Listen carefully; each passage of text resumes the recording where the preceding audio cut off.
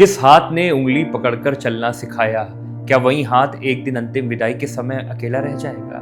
जिस पिता ने अपनी खुशियों को कुर्बान करके बच्चों के सपने को पूरा किया, क्या उसकी आखिरी इच्छा भी अधूरी रह जाएगी? कहते हैं कि बेटियां पिता के सबसे बड़ी ताकत होती हैं, लेकिन हरियाणा के सोनीपत से आई एक खबर ने ना जाने कितने दिलों को अंदर तक झकझोर दिया है। जय हिंद साथियों, मैं हुमाज और स्वागत करता हूं आपका डायनामाइट न्यूज़ में। आज की ये कहानी सिर्फ एक खबर नहीं, ये एक ऐसा सवाल है जो शायद हर बेटे बेटी और हर माता पिता को खुद से पूछना चाहिए।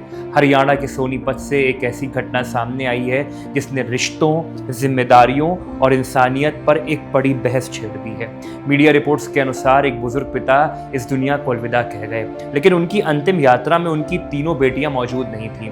बताया गया कि उन्होंने अपने पिता का अंतिम संस्कार केवल वीडियो कॉल के जरिए देखा। ये खबर सुनकर हर किसी का दिल भारी हो गया, लेकिन इस घटना को समझते समय ये भी याद रखना जरूरी है कि किसी परिवार की निजी परिस्थितियां पूरी तरह सार्वजनिक नहीं होती। रिपोर्ट के मुताबिक शिव चरण गुप्ता मूल रूप से महाराष्ट्र के रहने वाले थे।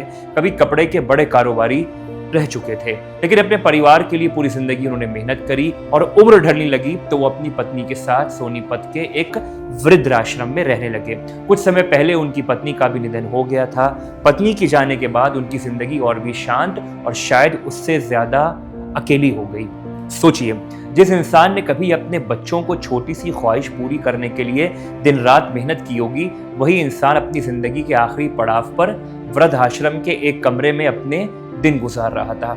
शायद उन्हें हर सुबह इस उम्मीद से आंख खुलती होगी कि आज बेटियों का फोन आएगा, शायद कोई मिलने आएगा, शायद कोई कहेगा पापा अब आप हमारे साथ चलिए।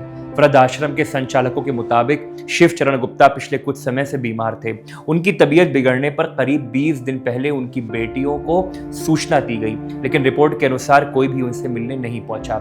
इसके बाद जब उनकी हालत और गंभीर हुई और आखिरकार उनका निधन हो गया, तब भी उनकी तीनों बेटियां अंतिम संस्कार में शामिल नहीं हो सकी।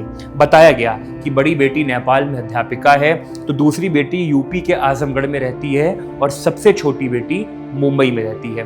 रिपोर्ट के अनुसार बड़ी बेटी ने अंतिम संस्कार के लिए ऑनलाइन पैसे भेजे और अनुरोध किया कि सभी धार्मिक रीति रिवाजों के साथ अंतिम संस्कार किया जाए। वहीं बेटियों ने वीडियो कॉल के माध्यम से अपने पिता को अंतिम विदाई दी। लेकिन इस पूरी कहानी का सबसे भावुक दृश्य शायद वो था जब एक पिता की अर्थी को कंधा देने के लिए परिवार नहीं बल्कि वृद्धाश्रम के कर्मचारी और स्थानीय लोग आगे आए। जिन लोगों का उनसे कोई खून का रिश्ता भी नहीं था, उन्होंने इंसानियत का रिश्ता निभाया। उन्होंने पूरे सम्मान के साथ अपना उनका एक तरह से अंतिम संस्कार करवाया। हालांकि एक बात साफ करना बेहद जरूरी है, अभी तक सार्वजनिक रूप से ये जानकारी सामने नहीं आई है कि बेटियां किन परिस्थितियों में अंतिम संस्कार में नहीं पहुंच सकी या परिवार के भीतर रिश्तों की वास्तविक स्थिति क्या थी। इसलिए केवल उपलब्ध रिपोर्ट के आधार पर किसी को दोषी ठहराना भी उचित नहीं होगा। लेकिन इस घटना ने एक बड़ा प्रश्न, एक बड़ा सवाल जरूर छोड़ दिया है।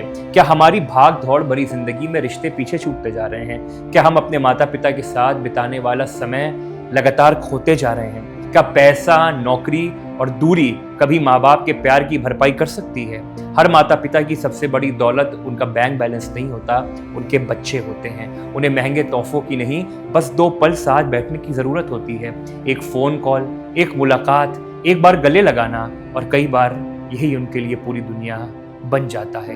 ये खबर सिर्फ सोनीपत की नहीं, ये उन हजारों बुजुर्गों की कहानी भी हो सकती है जो हर शाम दरवाजे की ओर देखते हैं, शायद आज कोई अपना हमसे मिलने जरूर आएगा।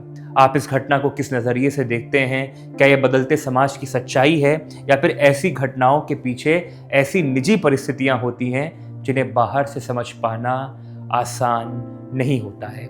अपनी राय हमें कमेंट बॉक्स में जरूर बताइए।